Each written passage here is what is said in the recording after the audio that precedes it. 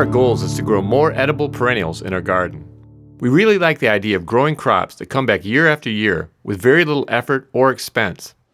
And we'd eventually like to grow as many perennials as we do annuals or more. We made some progress toward this goal this year with the addition of several new edible perennials. Today I thought I'd show you around the garden and feature these new perennials, as well as a couple old favorites that are currently bearing fruit. I'll start with the old favorites, blackberries and grapes. You may have heard me say before that we like to grow crops that grow like weeds. Blackberry plants are certainly in this category.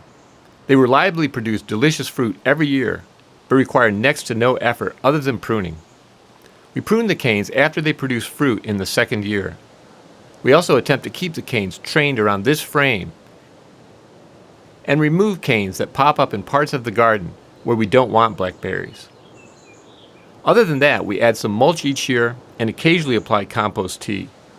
And because we don't use store-bought fertilizer and rarely water the blackberries, they cost next to nothing to maintain. Much of what I said about the blackberries also applies to our grapes, though I must confess that I don't do as good of a job keeping the grape plants pruned. Even so, they produce delicious grapes every year with little work and even less expense. These grapes should be ready to start harvesting later this month. Now let's take a look at the new perennials, which we added to the garden this year.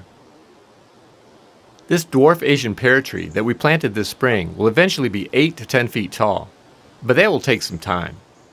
We'll also have to wait at least 4 years for it to bear fruit. But so far the tree seems to be doing very well. Its leaves are nice and green, and there's little damage from pests. It would definitely benefit from more sun though. Fortunately, as the tree grows, it will get more morning sun as it grows out of the shadow of a nearby fence. I wish I could say the pawpaw trees were doing as well as the Asian pear. They tolerate partial shade, but the location I selected for them is just too shaded.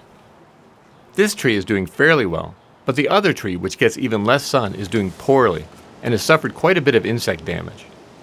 So I decided to transplant the trees into 6-gallon buckets, move them to a sunnier spot, and give them some special care until I can find better permanent homes for them.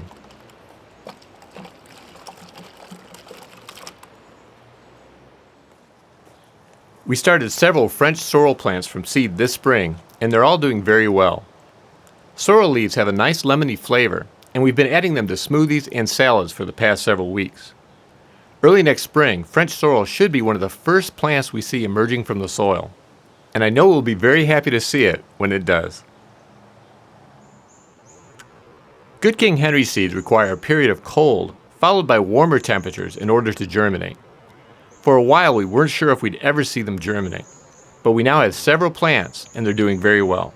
We look forward to harvest for years to come.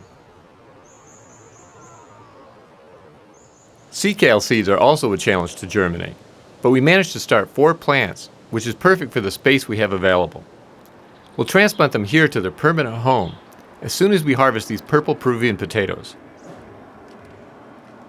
We'll add plenty of sand to the soil when we do, because sea kale is accustomed to sandy seashores and benefits from the improved drainage provided by sand. The 10 purple passion asparagus plants we started this spring seem to be doing well, though we've let this patty pan squash encroach on their territory a little too much. At this point the ferns are a few feet high, and there are some spindly purple asparagus spears too. We're really looking forward to our first asparagus harvest next year. We're very happy with how our tree collards are doing. They continue to grow strong and haven't had any significant pest problems. We've been eating leaves from these plants since May, and they keep on producing. Tree collards aren't perennial here in Zone 5, so we'll be taking these plants inside for the winter. We'll also take cuttings and start new plants, some of which we plan to grow as annuals next year.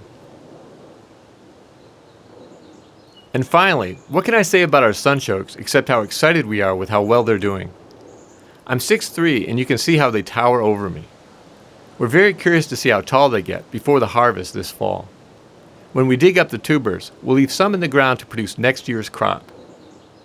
Following the same process year after year should give us sunchokes for as long as we want to grow them. So there you have it, a quick look at all of our new perennials, along with a couple of old favorites. In the future, I hope to bring you more updates as we progress toward our goal of creating a small perennial food forest here in the suburbs that provides food year after year with little work and at a low cost. Well, that's all for now. Thank you very much for watching. And until next time, remember, you can change the world one yard at a time.